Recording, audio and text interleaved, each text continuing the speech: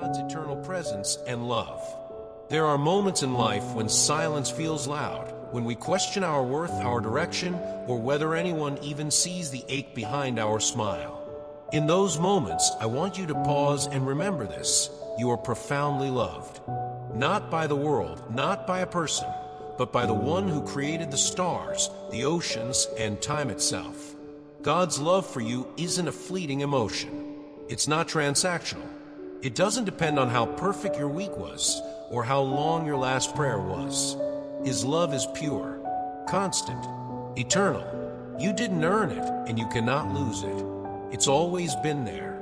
Even when life felt like it was falling apart, He stood beside you, not with grand gestures, but in quiet moments. The sudden peace you couldn't explain, the encouragement in a friend's words, the strength you didn't know you had. He was there. He still is. And He will be tomorrow. God hasn't forgotten your family either. Maybe you've cried for your children. Maybe you've whispered prayers in the dark for a parent, a spouse, a sibling. Those prayers haven't vanished into the void. They're being held close, each one cherished. The answers may not always come in a way you expect, but they will come. You may not see it now, but blessings are on the way. And not just small tokens of hope, but abundant, overflowing blessings. You're not just surviving, you're being positioned for restoration. So when the days feel long and your faith feels small, hold on to this truth. Help is coming. Heaven is not deaf to your cries. Nothing in this world, no obstacle, no mistake, no force of darkness can block what God is preparing to release into your life. The invisible battle and divine protection. There's a battle happening around you, even if you can't see it. It's not a battle fought with weapons or armies. It's spiritual. It's quiet. And it's real. Ever wondered why some days feel harder for no clear reason? Why anxiety creeps in without warning? Why doubt whispers just when you were starting to believe again? It's because you're under attack, not by people, but by hidden forces working in shadows. Forces that want to distract you, discourage you, and make you forget who you are. But here's the truth: you are not unprotected. You're surrounded, literally, by angels. God's messengers, warriors, guardians. They're not symbolic. They are real and they are fierce. While the enemy tries to ensnare you with fear or confusion, Heaven's army is already on the field, fighting for you. So what can you do? You don't need to fight alone. You fight by turning your attention upward. Worship becomes your weapon. Praise pierces through the darkness. Prayer sets spiritual alarms that rally divine defense. When you bow your head in the early morning, you're doing more than seeking comfort. You are summoning heaven's forces. And this is not just for you, it's for your home, too. Your family is part of this story. That's why God is calling families to pray together again.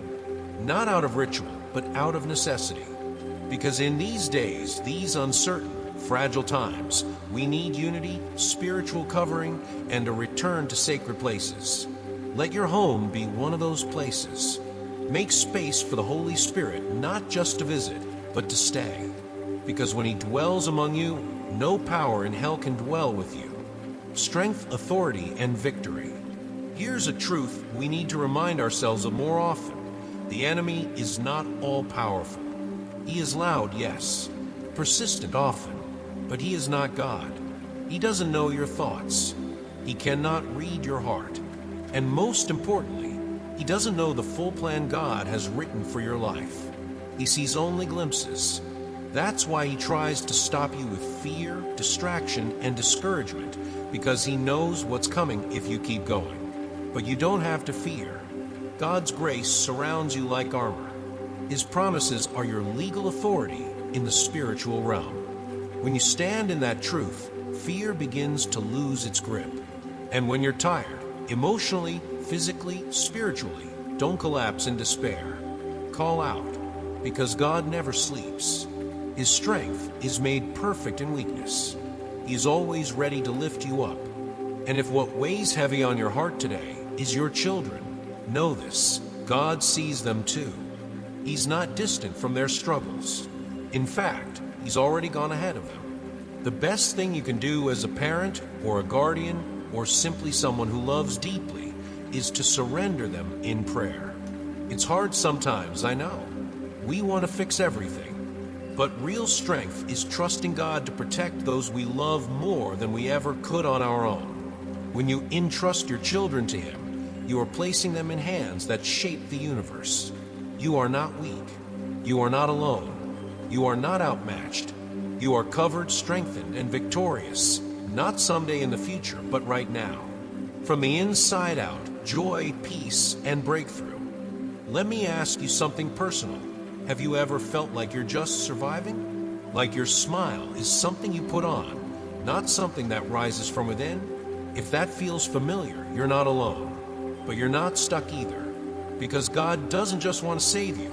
He wants to renew you from the inside out. What if you could wake up tomorrow and feel joy again? Not the fleeting kind, but something steady, rooted deep like a tree with unshakable roots. What if peace wasn't just a prayer on your lips, but a state of being that carried you through conflict, traffic, family tensions, and even the dark nights of the soul? That's exactly what God wants to give you. His Spirit isn't just near, it's personal, it's present, and it brings strength.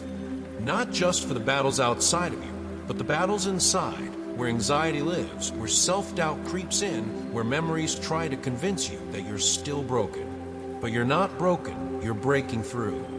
Doors you thought were closed, He's unlocking them. Resources that seemed dried up, He's restoring them. Relationships that looked hopeless, He's healing them. But here's the key. Start each morning in conversation with Him. It doesn't need to be perfect. You don't need the right words. You just need a willing heart. Listen to what He's saying.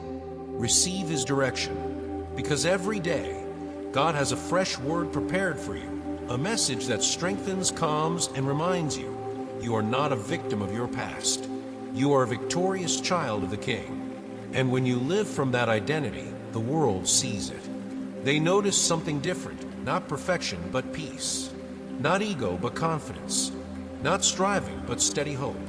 That's the power of inner transformation. That's what it means to walk in God's blessing, not waiting for the perfect life to start living, but living blessed right now, as you are.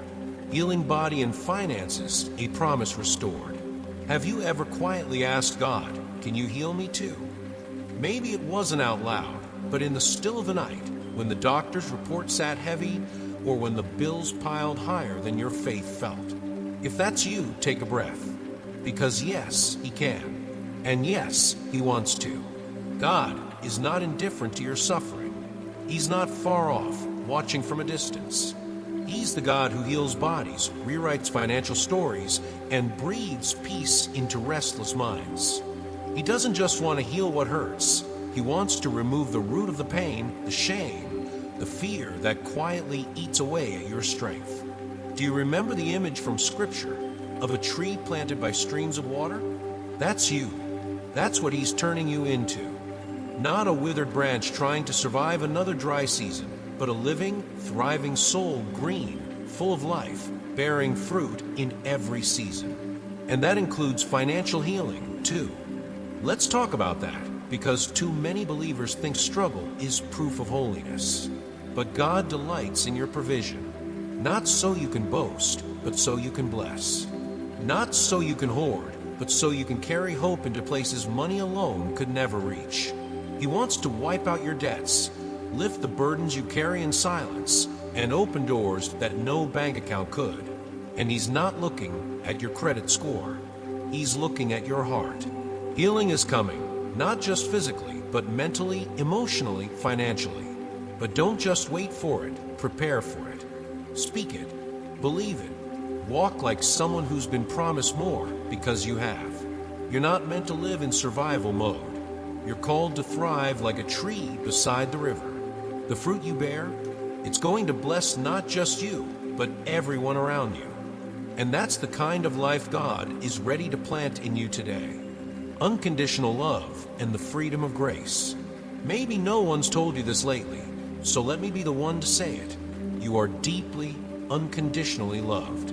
Not for what you've done, not for how strong you've been, Not even for how faithful you've tried to be, but simply because you exist. God's love doesn't work like human love. It doesn't pull back when you mess up. It doesn't get tired when you struggle. It doesn't hold a clipboard of your past. In fact, every tear you've cried in secret, He saw it. Every broken moment you thought no one noticed, He did. And more than that, He collected those tears. He wrote your pain down. But today, He's burning the page. You see, He's not interested in keeping records of your failures. He's interested in freeing you from the weight of carrying them. That voice in your head that says you're too far gone or you've messed up too many times, that's not Him. That's shame. And shame is a liar. God doesn't want to shame you. He wants to set you free. And freedom starts with trust.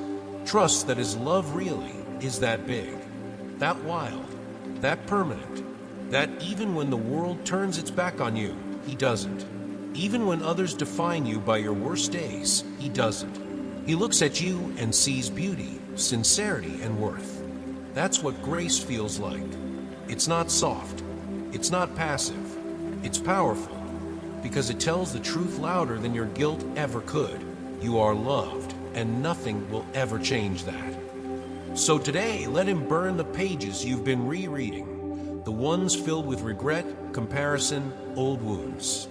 Let Him tear out the root of sorrow that keeps resurfacing when no one's watching. You don't have to carry it anymore. You are not forgotten. You are not your past. You are free, and this freedom isn't earned, it's gifted. All that's left is to receive it. A real faith for a real life.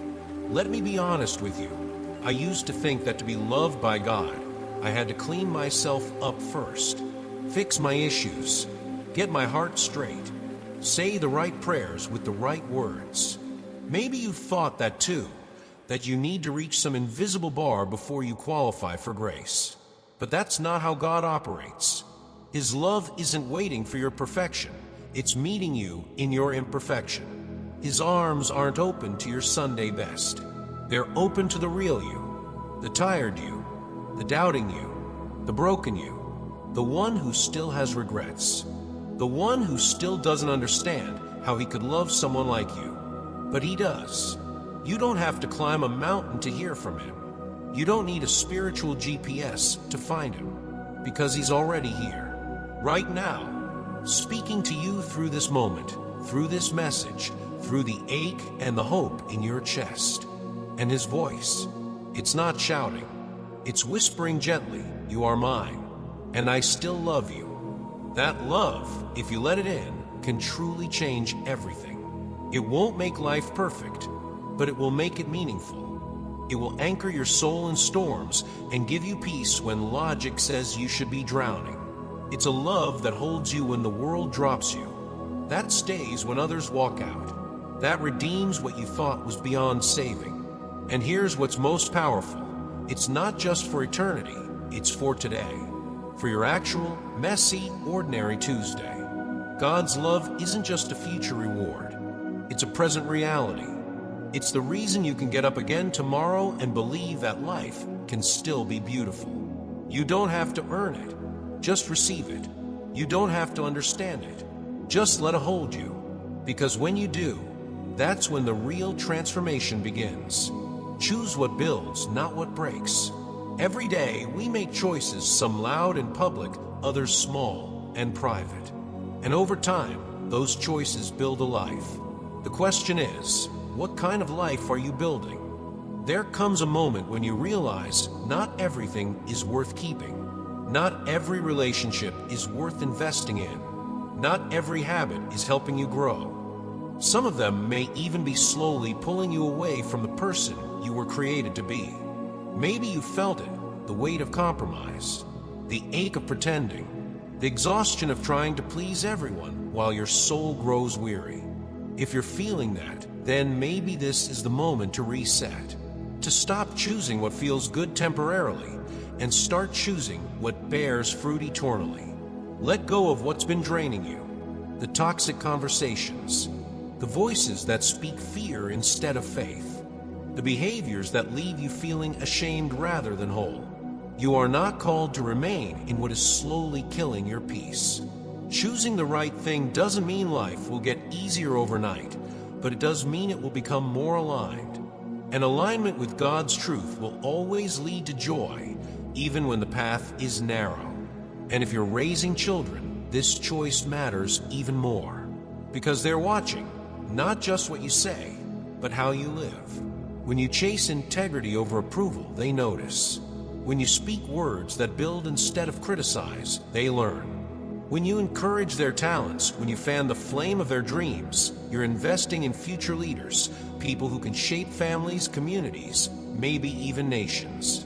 This is your invitation to build a life with intention, to choose what brings peace over what brings noise, to choose character over comfort, purpose over popularity. The narrow road may not be crowded, but it leads to places wide with blessing. When faith comes home, have you ever walked into a home and immediately felt peace? Not because it was decorated perfectly or smelled like cinnamon, but because something sacred lingered in the atmosphere? That's not an accident. That's presence.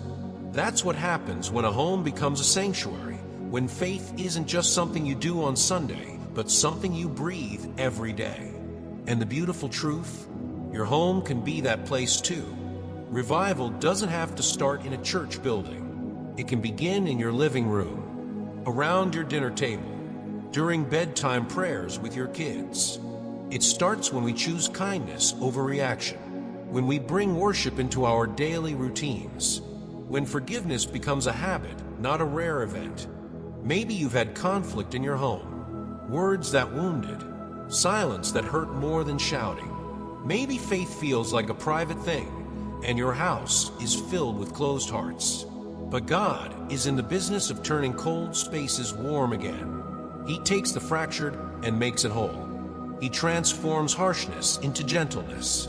And the same voices that once tore down, He can soften into instruments of blessing. All He needs is a willing heart.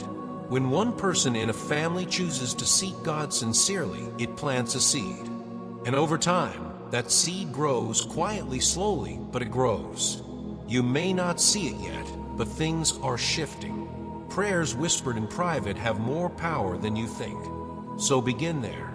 Let revival start with you. Set the tone with peace. Let your home be a place where laughter rings louder than fear, where encouragement drowns out criticism, where love is the loudest language spoken.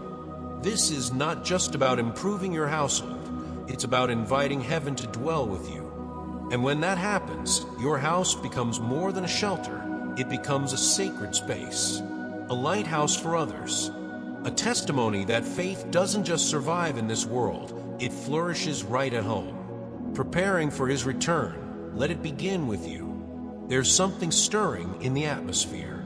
Maybe you felt it too, like the world is shifting, like time is speeding up, like your soul is waking to something deeper. These aren't just passing feelings. They're signals, spiritual signs, whispers that the return of Christ is not some distant theory, it's a coming reality. But what if preparation isn't about stockpiling or hiding away? What if it's not about fear at all, but about faith? About opening our eyes and our homes to the movement of God that's already happening? Revival doesn't begin on a global stage. It starts in quiet corners, in families who choose to pray again, in hearts that soften, in relationships that heal. It begins when a father humbles himself, when a mother teaches grace, when children hear worship not just in churches, but in living rooms. And here's the beautiful part. If your family is praying, if they're seeking truth, if they're learning to love again, then you're already part of that revival. God is not calling the qualified, He qualifies the called. He's not asking for perfection. He's asking for sincerity. If you can say, Lord, I want you to use my life, then get ready, He will. He may use your voice to encourage, your hands to heal, your story to comfort. And as the world grows darker, your light will shine brighter, not because of who you are, but because of who lives within you. So don't panic about the end. Prepare your heart. Live your days like they matter, because they do. Let your home become a lighthouse, your words a message of hope, your life a reflection of the one who is coming again. The time is near, but more importantly, the time is now. Redefining your life by His design. Have you ever felt like you needed a reset? Like the life you've built, while functional, doesn't really reflect the person you know you're becoming? That longing isn't weakness. It's a holy invitation. God is not just interested in giving you a better version of the same life. He wants to reshape it, redefine it, not based on society's checklist, but on heaven's blueprint. He sees the seeds of something greater inside you, even if you can't see it yet. And right now, He's calling those seeds to life. Yes, the challenges you've walked through have been real, but so is the strength He's placing in your spirit. He's not just patching you up, He's building you up. He's equipping you, empowering you, and preparing you for a new season. And in this new season, you won't just survive. You'll speak. You'll testify. You'll move with purpose. Because the healing you've received, it's not meant to stay hidden. The blessing you've been given, it's meant to be shared. Think about it. How many people could be touched if you simply opened your mouth and told the truth? Told them what God has done, what He's still doing, what He's promised to do. You are not an accident. You're not a mistake. You are a chosen vessel for a very specific purpose. Your journey matters. Your wounds have weight. Your comeback carries spiritual power. God is writing a story with your life, and it's not over. You're just entering the most meaningful chapter. So live it boldly, live it gratefully, and remember, you're not doing it alone. The author of the story walks with you, word by word, day by day. Forgiven and free, living without looking back. Let's talk about freedom, not the kind written in history books, but the kind your soul desperately craves. The kind that comes when shame no longer follows you. The kind that says, yes, that was your past, but it's not your identity. We've all got things we'd rather forget. Moments we replay in our heads, hoping for a do-over. But here's the truth you need to hear today. God isn't holding any of that against you. He's not keeping a record. He's not interested in your highlight reel or your worst mistake. He's interested in your heart right now. When He says you're forgiven, He means it. He's not asking you to prove yourself. He's not waiting for you to earn it. The cross already paid the price. And once you accept that gift, your past is no longer the prison it used to be. It becomes the platform for a new beginning. But you have a part to play. It's time to walk away from the places that keep pulling you back. Not everyone in your life is meant to go where God is taking you. Some people carry pain, negativity, or manipulation, and God is saying, let them go. Your peace matters. Your future matters. And if you truly want to live in the freedom God offers, you have to protect your heart, guard your thoughts, and center your priorities around Him. When God comes first, everything else aligns. He gives you discernment for decisions, clarity for your calling, stability in the chaos, and best of all, He gives you hope for the road ahead. So breathe easy today. You're not who you were. You've been made new. And what's coming is far better than what you left behind. Stepping into a season of blessing. Sometimes we hold our breath waiting for the next storm. Maybe because life's been hard for so long that we've forgotten what peace feels like. Maybe because hope has let us down before. But what if I told you the storm is passing and the sun is rising on a brand new season? There's a shift happening, quiet but undeniable. That feeling in your spirit, the one that says something good is coming, don't ignore it. It's not wishful thinking. It's a signal. You are stepping into a season of blessing. No, this isn't prosperity for the sake of comfort. It's deeper than that. God's blessings are never just about accumulation. They're about alignment. He's bringing healing to your body, clarity to your relationships, and restoration to your finances, not because you've earned it, but because you've trusted Him through the drought. The doors that once slammed in your face, watch as they slowly swing open. The prayers that felt unanswered, they were never ignored, they were being prepared. But here's the invitation. Walk into this new season with faith, not fear. Don't let the wounds of yesterday keep you from receiving what's being offered today. Don't bring old mindsets into new beginnings. You are not the same person who cried in the last chapter. You've grown, you've surrendered, you've waited, and now it's time. Let this be the moment you finally breathe again. Expect good things. Anticipate healing. Welcome provision. Not because life will be perfect, but because God is faithful. And His favor is not a reward.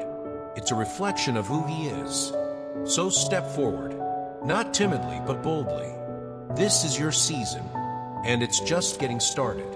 Facing change with courage and humility. Change can feel like standing on the edge of a cliff, your feet unsure, your heart racing, your mind filled with what-ifs. But maybe that edge is where faith begins. You've grown. You've outgrown who you used to be. And that's a good thing. Change isn't a threat. It's a sign of movement, of obedience, of transformation. The old you is trying to survive. The new you is ready to step forward with purpose. But stepping into something new doesn't mean doing it perfectly. It means doing it faithfully. And it means walking with courage, not the absence of fear, but the decision to trust anyway. You may not feel ready. That's okay. Moses didn't feel ready. David was underestimated. Esther was afraid. And yet, they all walked into their calling. Not because they were the strongest, but because they were willing. And don't forget humility. It's easy to let change make us proud, to forget where we started. But God exalts the humble, not the loud. Your strength isn't in how loudly you declare your victory. It's in the quiet way you love, the way you respond with grace, the way you still get on your knees when no one's watching. Your family will feel it. Your neighbors will see it. Even your home will shift, because when God transforms a heart, it overflows. And yes, miracles are coming. Real ones. Healing, provision, restoration. But more than that, God is using your life as a vessel, your home as a sanctuary. You are not just being changed, you are becoming a change agent. So walk with your head high, your heart soft, and your spirit steady. Because this next season, it won't be built by fear. It'll be built by faith, humility, and a willingness to let God shine through you. A final promise: He will never leave you. If you've made it this far, let me say something simple, but life-changing. God will never leave you. Not yesterday, not today, not tomorrow. His love doesn't fluctuate with your performance. His presence doesn't vanish when you stumble. You may have had people walk away, promises broken, trust shattered, but He remains. He's never broken a vow. He never will. And this is His promise to you: I will be with you always. Now, what does that mean in your everyday life? It means when anxiety knocks, you're not alone. When grief hits, you're not abandoned. When you question your worth, He's still calling you beloved. He's not just near during mountaintop moments. He's in your kitchen while you wash the dishes. He's in your car during your commute. He's whispering peace when your mind won't stop racing. And yes, He still does miracles. He still opens doors. He still breathes life into dead places. But more than anything, He stays. And here's what He asks in return: faithfulness. Not perfection, not performance, just faithfulness. Keep showing up. Keep praying, even when you don't feel it. Keep believing, even when it's quiet. Keep trusting, even when the answers delay. Because He is with you, and He is working, even in the waiting. Let this be your anthem moving forward. I am not alone. I am not forgotten. I am fiercely loved. You don't need to chase God's presence. You are already in it. So live like it. Speak like it. Love like it. Because the same God who carried you through the storm will celebrate with you in the sunshine. He is not going anywhere. And that, my friend, is a promise you can build